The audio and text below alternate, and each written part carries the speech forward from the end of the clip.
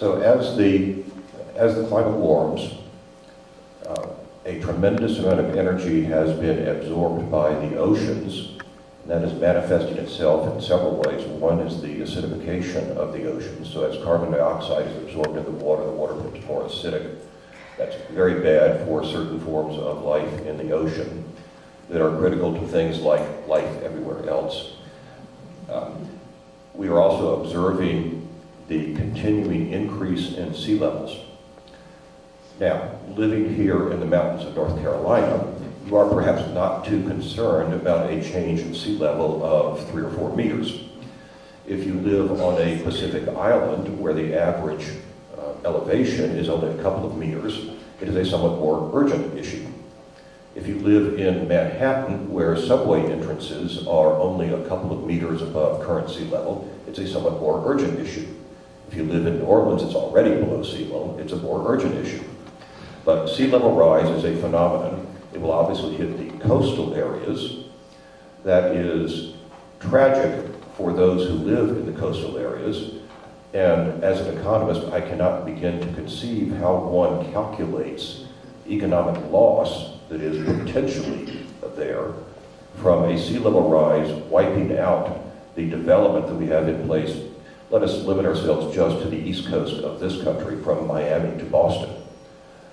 How much wealth is eliminated from a few meters of sea level rise?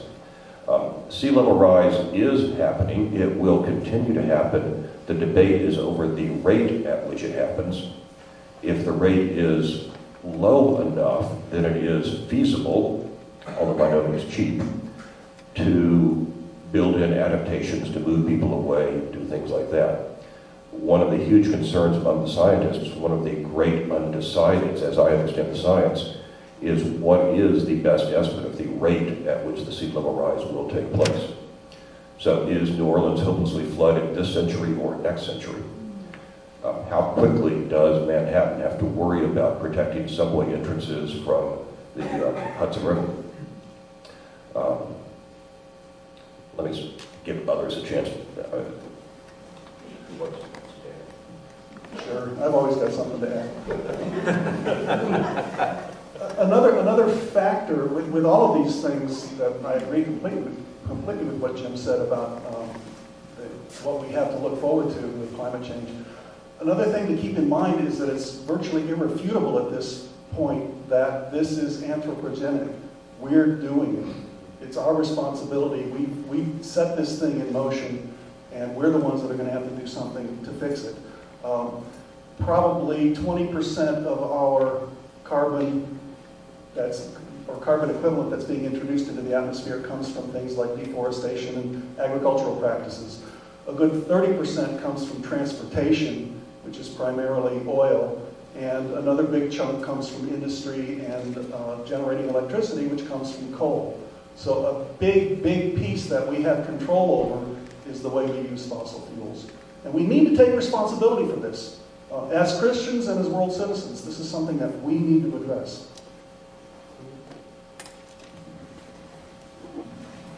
Your question was on impacts, and I can give you one of the impacts from some of the direct work from my spouse is you will see species loss, which we're already starting to see tremendously.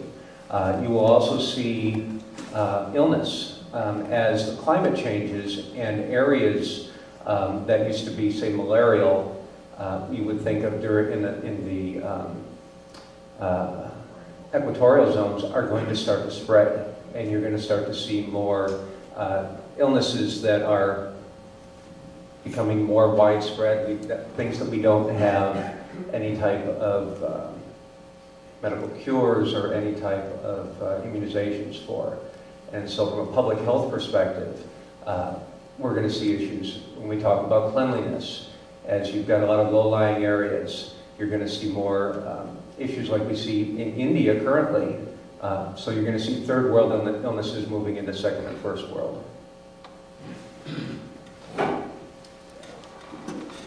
My biggest concern in all of this is for how this impacts the least of these among us. And one of the places where I've seen this already impacting people was in Gamble, Alaska.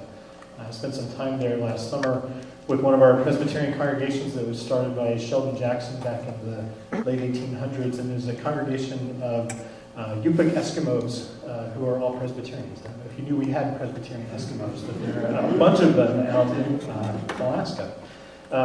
They live on St. Lawrence Island, which is about 30 miles from Siberia, closer to Russia than to the mainland of Alaska. You really can see Russia from their church.